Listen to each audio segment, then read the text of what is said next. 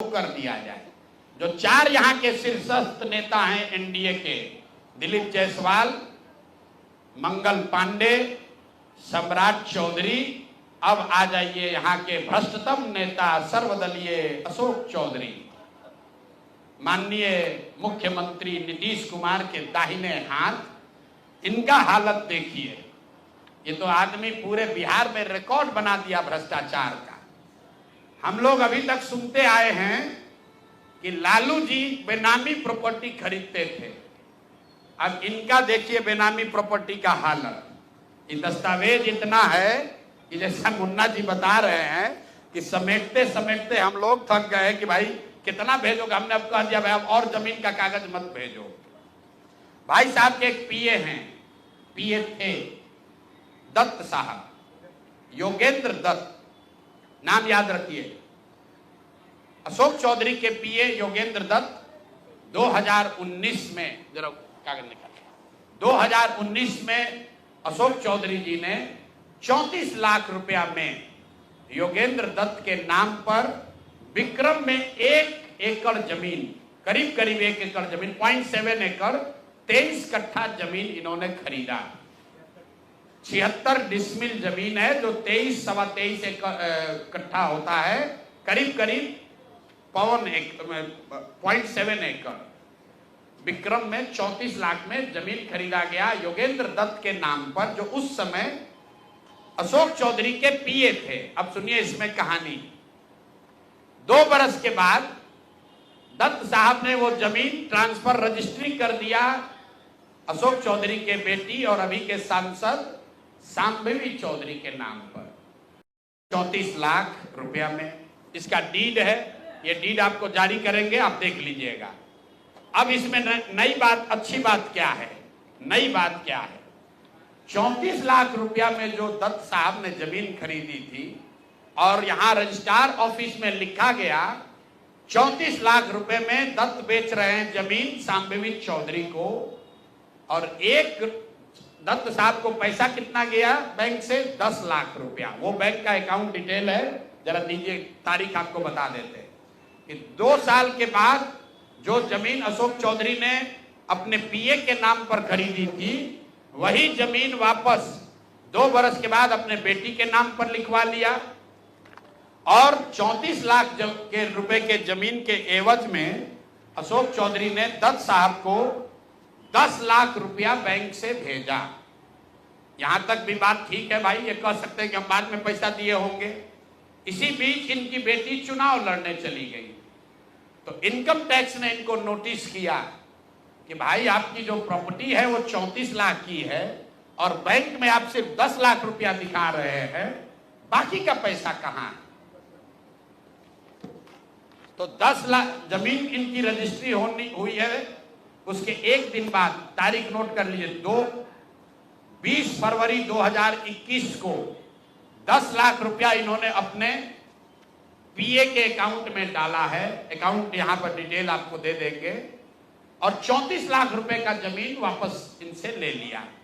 जब income tax ने notice raise किया कि जमीन है 34 लाख का और अकाउंट में सिर्फ 10 लाख रुपया ही दिख रहा है, तो 4 बरस के बाद 27 अप्रैल 2025 को जमीन लिखवाया है 2021 में। इनका क्रेडिबिलिटी देखिए। जमीन रजिस्ट्रार ने लिख दिया, आप हम जाते हैं उसको खड़ा करके पूछता है भैया कहां है रुपया, कहां दिए? ये 19 में इन्होंने बेनामी जमीन खरीदी पीए के नाम पर, 21 में उस जमीन को वापस अपने बेटी के नाम पर लिखवाया। 10 लाख रुपया का ट्रांजैक्शन हुआ।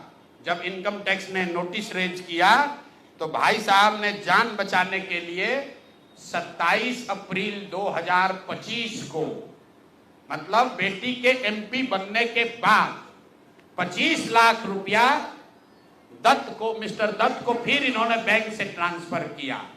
तो मैं आपके जरिए अशोक चौधरी जी, जो अपने आप को महादेव का भक्त बताते हैं, हमको तो लक्ष्मी के ही भक्त ज्यादा दिखते हैं, महादेव के भक्त नहीं हैं, ये लक्ष्मी के भक्त हैं। अगर आपने 34 लाख रुपए की जमीन अपने पीए से अपने बेटी के नाम पर खरीदी तो उसका भुगतान क्यों नहीं किया? 10 लाख ही क्यों भुगतान किया? और अगर आप कहते हैं कि 10 लाख ही भुगतान तय हुआ था, तो फिर बाद में 25 लाख रुपया 3 बरस के बाद इनकम टैक्स के नोटिस आने के बाद क्यों किया? अब आपको हम एक छोटा सा केस बता रहे हैं, इसका वैल्यू 34 लाख है, लेकिन आपको ये इसलिए बता रहे हैं कि इनका मोडस ऑपरेंडी क्या है, क्योंकि उसके बाद अब जो आपको बताएंगे, ये भाई साहब पिछले 2 बरस में 200 करोड़ रुपया से ज्यादा का संपत्ति, 200 करोड़ रुपए से ज्यादा का संपत्ति अपने पत्नी, अपने बेटी, अपने समधन, उनसे जुड़ा हुआ एक ट्रस्ट, मानव वैभव विकास ट्रस्ट, इसके माध्यम से इन्होंने जमीन खरीदी है करीब 200 करोड़ रुपए का। और सारा डीड एक एक जिस दिन का ट्रांजैक्शन है वो सारा डीड आपको यहां पर, आप चाहे तो उसका फोटोकॉपी ले सकते हैं। मैं एक बात क्लियर कर लूं, यहां जो मानव वैभव विकास ट्रस्ट है, हमारे पास उसके खिलाफ सबूत नहीं है।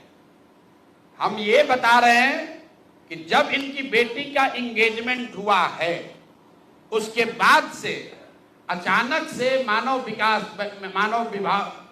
विकास वैभव ट्रस्ट जो है, जो कुणाल साहब के परिवार से जुड़ा हुआ ट्रस्ट है, और उसमें यहाँ के बड़े कुछ पदाधिकारी भी हैं, जियालाल आर्य बहुत ईमानदार व्यक्ति हैं, वो भी ट्रस्टी हैं। तो मैं आपके जरिए उनसे भी आग्रह करूंगा कि सर, आप तो जीवन भर ईमानदारी के लिए आपका नाम हम लोग जानते हैं, ये बताएं कि आपके ये न्यास के माध्यम से सैकड़ों करोड़ रुपए की जमीन कहां से खरीदी जा रही है? ये पैसा कहां से आ रहा है? ये पैसा कहां से आ रहा है? क्योंकि इस ट्रस्ट के ट्रस्टी जो कुणाल साहब की पत्नी हैं, उनके बेटे हैं, इनमें और अशोक चौधरी के पत्नी के बीच में डेली का बैंकिंग ट्रांजैक्शन का रिकॉर्ड हम लोग के पास है।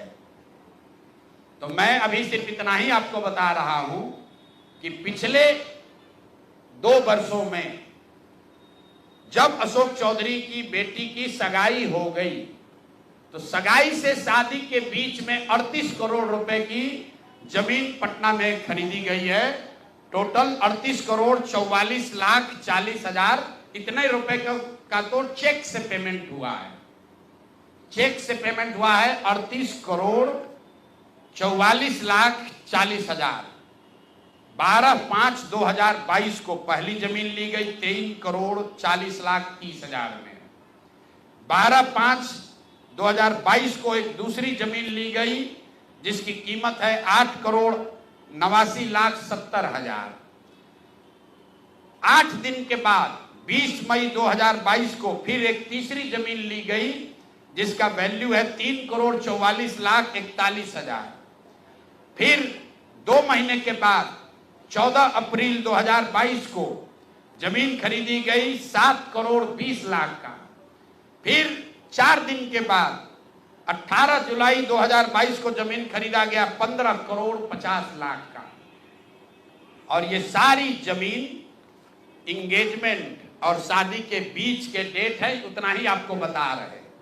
और ये सारी जमीन का मालिकाना हक अशोक चौधरी के पत्नी या सायन कुणाल, उनकी माताजी अनीता कुणाल या उनसे जुड़ा हुआ जो ट्रस्ट है उसके नाम पर है। तो भाई, जिस ट्रस्ट में 1 करोड़ की जमीन भी नहीं खरीदी जा रही थी, जैसे ही इनका बेटी से एंगेजमेंट हुआ, उस ट्रस्ट से सैकड़ों करोड़ रुपए की जमीन खरीदी जा रही है। तो ये पब्लिक इंटरेस्ट में है कि ट्रस्ट से जुड़े हुए लोग ये आपको बताएं कि आखिर इतना पैसा उस ट्रस्ट में न्यास में आ कहां से रहा है। और अशोक चौधरी जी या उनकी पत्नी जो उस न्यास में मेंबर नहीं हैं, उनसे इनका सीधा क्या संबंध है? हम लोग के पास जो पेपर है उसके मुताबिक करीब करीब 200 करोड़ रुपए की जमीन खरीदी गई है इनके द्वारा, अशोक चौधरी और इनके परिवार के द्वारा। और ट्रस्ट में जियालाल आर्या के साथ साथ एक महिला भी हैं जिसको लोग बता रहे हैं कि अभी के मुख्य सचिव प्रत्यय अमृत की माता जी हैं। तो अभी के मुख्य सचिव की माता जी शायद उस ट्रस्ट में है, मैं उसको कंफर्म नहीं कर रहा हूं, लेकिन मुझे ये जानकारी अभी आते आते किसी ने दिया है। तो इस ट्रस्ट के बारे में पता कर लीजिए।